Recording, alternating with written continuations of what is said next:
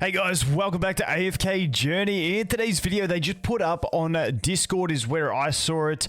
They put up all these images of all the different rewards, and it's kind of like a timeline because everything's got dates of what is coming in this season. These dates are going to be based on the global servers. I want to go through it. This is something I've wanted for a long time, but also going through all the rewards that they anticipate we will get through events and stuff like that for a bit of a summary of what you can expect. Now, they also put this post out. This post does also mention that they've got the welcome back one. So if you've been out of the game for 14 days and you come back, you'll get some extra summons and diamonds. How many exactly, I don't know. They didn't include specifics in any of the images, but I want to go through all these images. We can take a look at it, take a look at timelines and stuff, because now we know when we're going to be getting events and stuff like that and how much we're going to get from them. So the first one they have in here is the Harbor Gifts one. And basically 6 days of getting 3 epic invite letters, and then we get the chest at the end, which is going to be Iron if you don't have him maxed. If you do, you're probably looking at Shakira or Carolina, and that's what we're looking at. So that is the first one. We already knew about this. The next one is we do have exact dates for Nara and Sinbad rate up. So Nara is going to run from September 20 to October 10, 21 days. However, Sinbad is going to run from October 4, which is a week before Nara finishes, until October 24. So it looks like they are running with the 21 3-week banners, 21 day 3-week banners, and having 1 week of overlap. So essentially every 2 weeks we get a new banner, and I would anticipate that that is the way they're going to roll through it the entire time. So we'll have to wait and see, but once again, Nara is the first one. She's not actually up on the test server at the moment, so I don't know what's going on there. Maybe they're having a bit of a delay there, but she will be up on September 20, which is the day after Global gets the season. So we'll have 1 day of season, and then the second day she will be there, to my understanding, based on that.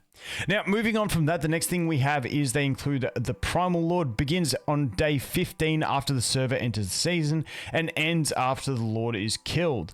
You can challenge the Primal Lord alongside other players of your district. The faster kill, more rewards. Top players get extra.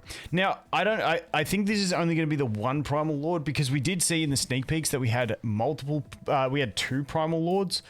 So I'm not too sure if that's from 1 or from 2, but the big thing here is, and this is the thing, the standard invite letters are nice, but we really need diamonds, we need temporal essence, and we need rate up tickets. Like, those are the things we massively need, but I do feel like we are getting a massive influx of the epic summons. At least this is for players who've been around since the global launch. My new account is loving all these standard pulls, all the epic pulls and stuff like that. My main account doesn't really need them as much, because I just want to get the new heroes when they come.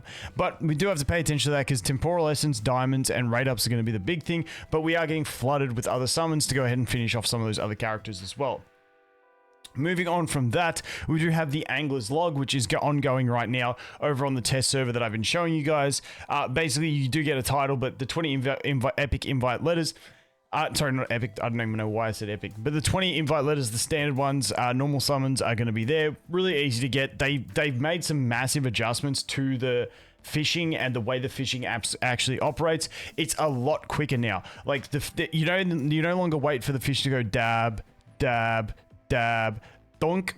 Now it's just like a fish comes in from a different direction, and it's always the same timing. It's just quick. It gets done really easy. So fishing has improved a lot, in my opinion, in this season. Next up, beginning on day 18 after the server enters the season and lasts for 7 days from the shadows. So this is how we're going to get the Merrily skin. I'm not too sure on much more about the event, but we're getting 10 normal summons, and we're getting the Merrily skin from that. Moving on from that one, we have Beyond the Fog. Beginning on day 25 after the server enters the season and lasts for 7 days. Now, this one is going to give us the Velvet Vouchers and Season Tokens. Now, the Season Tokens are what you use to buy stuff from the Season Shop. At the moment, we only have Elsa and Soren in the Season Shop for characters. We do have the things that take you from level 20 to 25 on your exclusive equipment. I believe I can't even remember what the other things are in there, but there's a few things in there, so that's what you're going to be using those to buy. Based on what they said in previous notes, is that in that shop we should be getting extra heroes from the previous season added in there as we go. I'm going to do a whole video talking about characters in the shop, the swap token and stuff like that. I'm going to do a whole video talking about it, because that's the most the most talked about thing that I've seen in a negative sense. So I will do a whole video in the coming days about that. Velvet vouchers, that is what we're using at the quote-unquote costume shop, if you will. So we're getting some of those as well. Now, this one, Strategic Showdown, September 20 to October 3. So this starts one day after one day after it starts. I wonder if this is... I didn't see this on the test server already. Anyway, we'll take a look when it bounces in. Experience Honor Jewel with Hero Trial card. With Hero Trial card in relevant quests to get abundant rewards. Okay, so another 10 summons, more Velvet vouchers. Then we have the Hero Drills. Hero Drills is always a good one.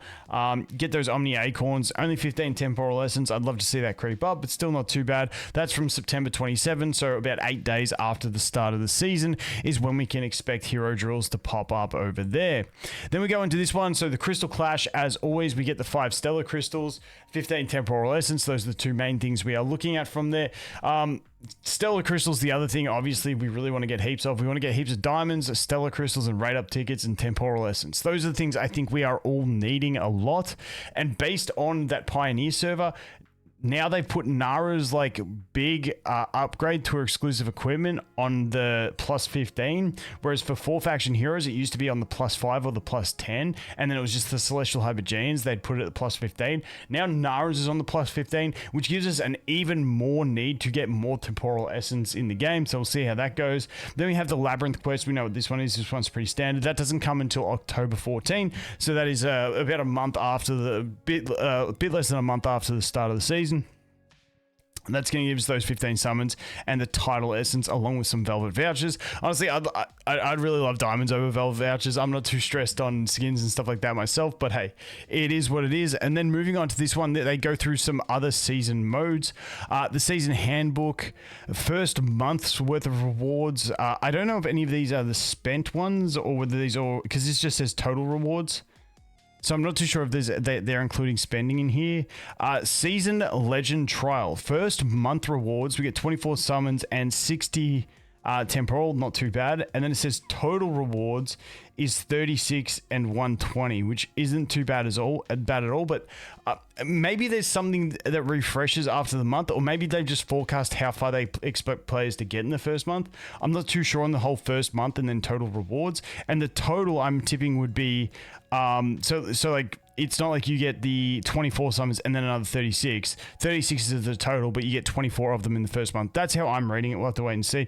Season AFK stage. Once again, I don't know how they're getting this, but 7,200 diamonds and 73 summons in the first month's worth of rewards. And then the total is going to be 12,000 diamonds and 120 summons. I guess that is once we max out, because in the previous season we saw once we got to, I can't even remember what stage it was, like 1200 or something like that, we stopped getting the diamonds and summons and we started only getting like the seasonal dust and stuff like that, and it became pointless to push. Supreme Arena 8,000 plus, depends on how high you get on your ranks, because that is ranking based. Season Dream Realm, we've got 64 invite letters with in the first month with the total of 96. There is a bunch of bosses in there, so going to get a decent whack of invite letters through clearing all the difficulties on all the different bosses. Heroic Gauntlet, that is a new game mode. We get 10 invite letters and the 200 plus Velvet vouchers. So once again, these Velvet vouchers, they're putting a high emphasis on it. Like I said, it's not my personal cup of tea, but I will take anything we can get. Guild Supremacy, numerous diamonds, invite letters and such. We know that it depends on how high you get with your guild. Also, the guild medals are very important. And then we've obviously got the battle drills as well. You're going to get different amounts of summons and stuff like that. Now, the one thing they didn't include in this, which is that also a great source of income of both diamonds and summon tickets, is going to be the just world exploration. So I'm really curious to see more than anything how big the world exploration is and how many summons and diamonds and stuff like that we can get from there to keep us engaged. And also the thing I'm really seeing is where the previous season dried up was once we got through all the map, and then we were kind of just waiting, and it became just a log in, do your boss battles if you wanted to push arena, to do arena, and then log off. I'm not saying that's a horrible system. I would just love to see something that keeps us well engaged. They did a lot better towards the end of the last season with running a ton more events. Basically, after the Asia launch, the game like felt revitalized. So I hope they do keep those vibes in the game and then keep it trucking along. But that is everything that they posted in this post. Once again, there is a little write-up here that basically just goes over some of that stuff, some of the new features as well. But I've already gone through most of this stuff, so if you want to check that out, you can as well. But honestly, I do like the fact that they are giving us insights into timings. I've always said I wanted like a like a basic roadmap, and that's essentially what this is. They've given us the roadmap for the first two characters and the first chunk of events that we're going to get in like the first month or so of the season. So we'll have to see what the second month brings, but let me know what you guys think overall.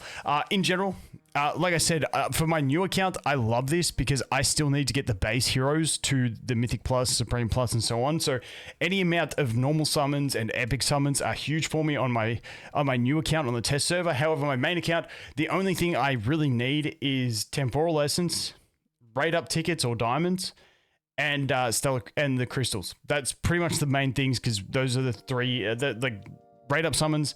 And also, Celestial Hypergenes are the main things that I really need to put resources into. So, hey, let me know what you guys think. But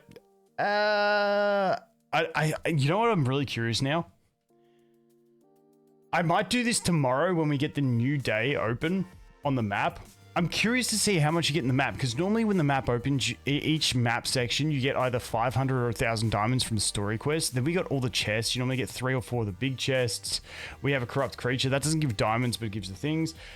I'm curious to add that up. I feel like it must be around,